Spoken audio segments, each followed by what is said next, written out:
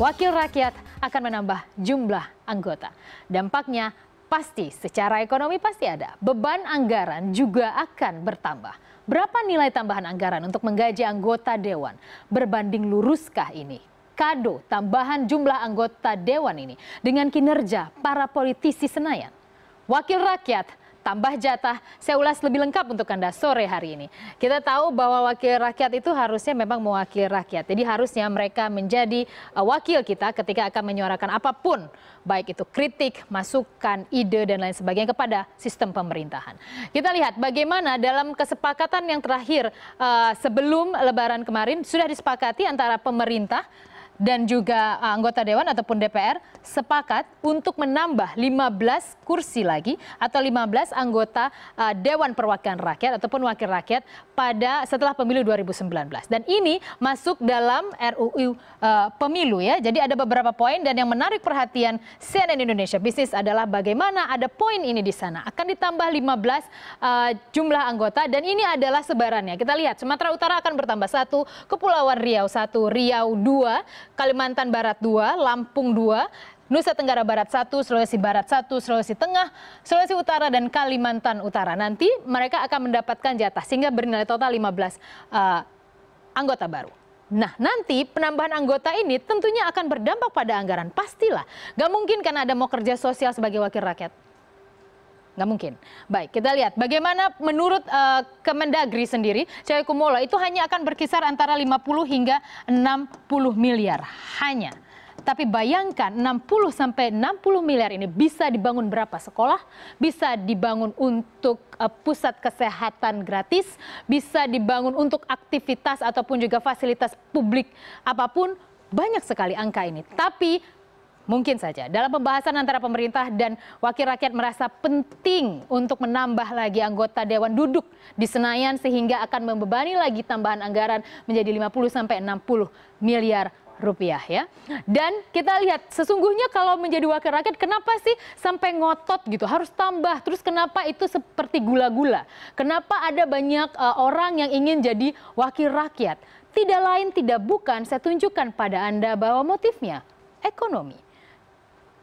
Ada motif ekonomi di sana. Saya tidak mengatakan satu-satunya motif adalah ekonomi, tapi ada motif ekonomi atau keniscayaan ada motif ekonomi di sana. Karena kalau sudah duduk di Senayan menjadi anggota dewan, pasti sudah mendapatkan gaji dari rakyat, ya, dari kita. Kita lihat bagaimana gaji mereka. Gaji pokok wakil rakyat ini adalah angka yang kami peroleh dari Surat Keputusan S520-MK titik 02 tahun 2015 dan ini adalah untuk anggaran 2014 hingga 2019. Jadi masing-masing anggota wakil rakyat kita yang saat ini ada Senayan, mereka pasti rata-rata mendapatkan hal ini. Yang pertama adalah gaji pokok di kisaran 15,51 juta rupiah per bulan. Kemudian kita lihat bagaimana mereka nanti mendapatkan total tunjangan. Total tunjangan ini macam-macam ya. Ada tunjangan untuk listrik, ada tunjangan misalnya untuk yang belum mendapatkan rumah dinas. Mereka mendapatkan tunjangan juga secara total mencapai 39,78 juta rupiah. Kemudian mereka bisa membawa pulang per tahun itu per bulan itu sekitar 55,29 juta. Anggaplah 56 juta ya. Itu belum masuk dana yang di sebelah kanan. Saya bawa Anda ke sini. Anda lihat bagaimana gaji ke-13 juga terima gitu. Jadi PNS tuh seneng banget dengan gaji ke-13. Rata-rata berapa sih PNS golongan tertinggi golongan 4 itu sekitar di atas 6 juta, 7 juta. Tapi ternyata untuk wakil rakyat tuh besar sekali 16,4 juta. Paling tidak bagi saya ini sangat besar ya. 16,4 juta itu gaji ke-13. Kemudian kita lihat bagaimana dengan dana reses. Jadi kalau mereka berkunjung ke konstituen, mereka dibekali uang senilai 118 juta rupiah. Dan ini sebenarnya secara proses politik ekonomi, mereka harus menyalurkan ini kepada konstituen mereka. Apa sih idealnya? Mereka akan tanya mau butuh apa, mau butuh sekolah, mau butuh misalnya puskesmas atau apa saja fasilitas publik yang mereka bisa kontribusi kepada konstituen yang udah milih mereka gitu loh. Jadi ada kompensasi ketika saya milih Anda sebagai wakil saya, maka Anda bisa kasih apa ke saya, meskipun itu dari rakyat juga. Jadi skemanya dari rakyat untuk rakyat itu harusnya balik melalui wakil rakyat gitu. Kalau memang balik secara maksimal ke fungsinya. Dan tidak hanya itu, kita lihat bagaimana pendapatan mereka setiap tahun wakil rakyat itu ada 797,93 juta rupiah. Anda bayangkan angka ini besar sekali. Kalau buat saya besar sekali. Jadi saya agak ya, saya juga rakyat ya. Jadi saya agak bertanya-tanya kok masih ada yang merasa angka 797 juta ini kurang. Sehingga melakukan praktek-praktek oknum-oknum yang melakukan korupsi, kolusi, atau apa yang paling terkenal fee untuk proyek, untuk meloloskan apapun proyek-proyek tertentu, undang-undang dan lain sebagainya. Kita tahu ada panjang sekali sejarah, dan DPR juga menurut salah satu lembaga riset anti korupsi menyatakan sebagai lembaga paling korup setelah kepolisian ya. Dan itu harus menjadi evaluasi karena angka ini sudah sangat besar. 797 juta rupiah yang diterima wakil rakyat setiap tahunnya gitu. Jadi dan tidak heran juga kenapa orang beramai-ramai 15 jumlah anggota baru setelah pemilu 2019 pastinya akan kita kalikan dengan angka ini rata-rata. Bisa jadi ada kemungkinan peningkatan juga kan. Take home pay wakil rakyat besar sekali, hampir 800 juta rupiah per tahun. Dan sekarang setelah kita gaji wakil rakyat kita yang gaji kan. Setelah kita gaji, kita ingin tahu gimana kerjanya. Sama kayak kita punya pegawai, misalnya kita punya perusahaan, kita punya pegawai. Setelah kita gaji kan kita mau mereka kerja sesuai dengan angka yang kita berikan. Fungsi DPR ataupun wakil rakyat itu ada 3 ya.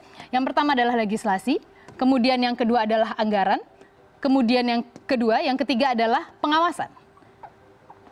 Udah cocok jadi wakil rakyat belum saya? Hafal gitu ya. Karena pernah ada yang nggak tahu, fungsinya aja nggak tahu gitu setelah mereka duduk di Senayan. Itu kan yang sangat mengiris hati saya sebagai rakyat yang dia wakili ya.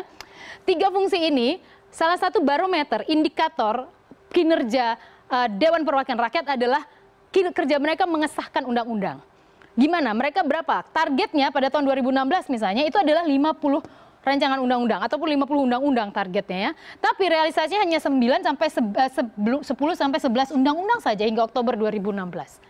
Artinya apa? Jauh banget. Ada berapa komisi? Ada sekitar 11-12 komisi di DPR dan artinya tidak sampai satu komisi kalau kita rata-ratakan. Satu komisi tidak menghasilkan satu undang-undang gitu. Jadi kalau kita rata-ratakan artinya apa? Minim sekali kinerjanya gitu. Kita kan mengharapkan ketika kita gaji mereka itu kerja, hasilkan, bahas dong. Ini undang-undang apa gitu misalnya ya. Jangan hanya undang-undang pemilu yang sangat politis saja, rame sekali gitu ya menggempurnya. Tapi enggak dong, harusnya ini lebih ditingkatkan lagi. Masa cuma segini? Ini tahun 2016, saya nggak tahu tahun 2017. Apakah akan stagnan aja kayak gitu-gitu aja sekitar 20% atau 1/4% dari targetnya. Atau justru lebih baik tahun ini gitu. Jadi memang ini harus menjadi evaluasi. Tidak hanya angka saja yang dihadirkan. Jadi ketika wakil rakyat mewakili rakyatnya, ketika juga mereka sadar bahwa mereka digaji hari ini oleh rakyatnya, harusnya mereka bisa bekerja maksimal berbanding lurus. Fungsi pengawasan dilakukan, fungsi anggaran juga dilakukan dengan sangat baik.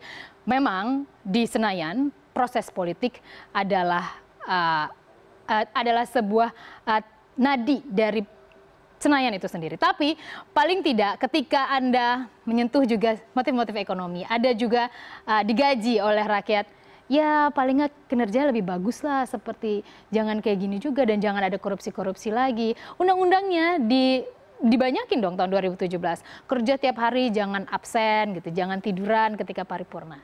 Tapi paling tidak kesepakatan penambahan jumlah anggota dewan ini sudah disepakati setelah Lebaran nanti. Rencananya sekitar pertengahan Juli nanti akan diketok palu dalam sidang paripurna. Kita akan lihat seperti apa kinerja wakil rakyat yang sudah ditambah, dibuka pintunya, karpet merah untuk menambah lagi 15 anggota di Senayan, Jakarta.